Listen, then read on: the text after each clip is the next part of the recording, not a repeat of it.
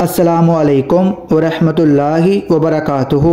اکثر لوگوں کو پتہ ہی نہیں ہے حضرت امام حسین کو قتل کرانے والے یزید کی موت کیسے ہوئی۔ امام حسین کے گھر والوں کو بھوکا پیاسا شہید کرنے کے بعد آخر وہ وقت آ ہی گیا جس سے نہ کوئی بادشاہ بچ سکتا ہے نہ کوئی فقیر، یعنی موت۔ یزید کو معمولی سا مرض ہوا پر مرض کا درد اس کے اوپر عذاب بن گیا۔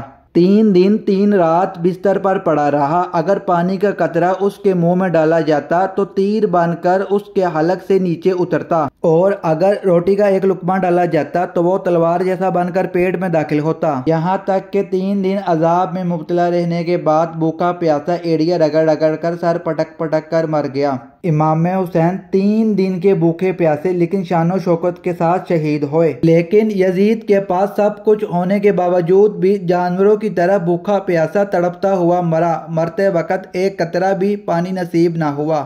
امام حسین کی زندگی ہمیں یہ بتلاتی ہے کہ جب دنیا میں تم نے کچھ کرنا ہے تو پھر ڈٹنا بھی سیکھو، پھر کھڑے ہونا بھی سیکھو، یہ نہ دیکھو حالات۔ امام حسین نے ایک دن بھی حکومت نہیں کی، یزید نے 4.5 سال حکومت کی، لیکن قیامت تک ہمارے دلوں پہ راج امام حسین کا رہے گا۔ اگر آپ چاہتے ہیں کہ آپ کو مفید اور سچی تعلیمات روزانہ ملے جس سے آپ کی آخرت بھی سنور جائے تو ہمارے پیج کو لائک اور سبسکرائب لازم کریں۔ شکریہ۔